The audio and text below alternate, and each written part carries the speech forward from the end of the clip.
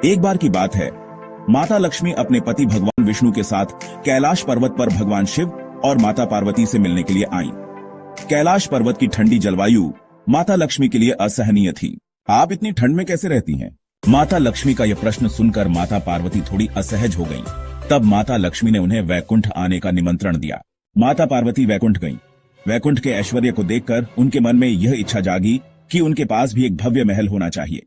कैलाश लौटने के बाद माता पार्वती ने भगवान शिव से एक भव्य महल बनाने की इच्छा प्रकट की। भगवान शिव वैराग्य को अपनाने वाले थे। वे सांसारिक सुखों से परे रहते थे। उन्हें सोने चांदी के महलों में कोई रुचि नहीं थी, लेकिन वे माता पार्वती को प्रसन्न देखना चाहते थे। इसलिए उन्होंने विश्वकर्मा जी को एक भव्य स्वर्ण महल बनाने का आदेश दिया। महल की शोभा अद्भुत थी। महल की वास्तु पूजा के लिए महान ऋषि विश्रवा को आमंत्रित किया गया।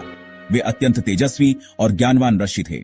पूजा समाप्त होने के बाद उन्होंने भगवान शिव से दक्षिणा के रूप में उस स्वर्ण महल को मांग लिया। भगवान शिव दानवीर थे। वे कभी भी किसी की इच्छा को ठुकराते नहीं थे। उन्होंने बिना किसी संकोच के पूरा स्वर्ण महल ऋषि विश्रवा को दान कर दिया। जब माता पार्वती को इस बात का पता चला तो वे अत्यंत क्रोधित हुईं। उन्होंने भगवान शिव से कहा कि उन्होंने इतनी तपस्या कर यह महल प्राप्त किया था और बिना उनसे पूछे ही भगवान शिव ने इसे दान कर दिया। माता पार्वती को लगा कि उनकी इच्छाओं का सम्मान नहीं किया गया। क्रोधित होकर उन्होंने ऋषि विश्रवा को श्राप दिया कि यह महल एक दिन जलकर राख हो जाएगा। ऋषि विश्रवा ने यह महल अपने पुत्र रावण को दे दिया। ऋषि विश्रवा ने यह महल अपने पुत्र रावण को दे दिया। हनुमान जी लंका पहुंचे। हनुमान जी ने रावण को समझाने का प्रयास किया कि वह माता सीता को श्री राम को लौटा दे, किंतु रावण अपने अहंकार में अंधा था। उसने क्रोधित होकर हनुमान जी की पूंछ में आग लगवाने का आदेश दिया।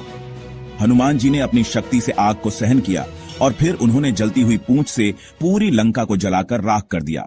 इस प्रकार माता पार्वती के श्राप के कारण हनुमान जी ने लंका का दहन किया, जिससे रावण की स्वर्ण नगरी जलकर नष्ट हो गई। यह कथा इस बात का प्रमाण है कि अहंकार और अधर्म का अंत निश्चित है, चाहे वह कितना ही शक्तिशाली क्यों न हो। संपत्ति नश्वर है,